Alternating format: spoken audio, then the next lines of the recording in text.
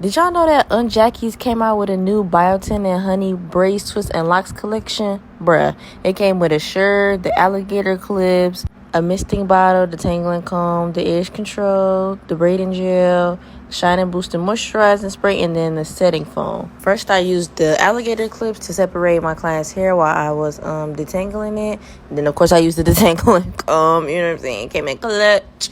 I blow dry her hair first. And then this is my reaction because she thought about going to somebody else, but then they tried to charge her a $150 thick hair fee. Her hair's thick, but it's not that thick. Y'all here losing your mind. I gave her a light trim, and then I used the braiding gel. I wouldn't use it for braids, but I will use it for locks, or, you know, something that needed a lighter gel, not as heavy. And then I used the foam to really set it in. But that edge control is the truth. Look at the way it's laying down.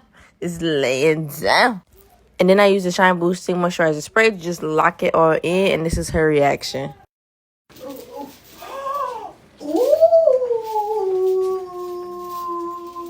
I love this. Is it eating? It's eating. Ooh. Oh yeah, I love this. Thank you. You're welcome. Oh yeah. This eats.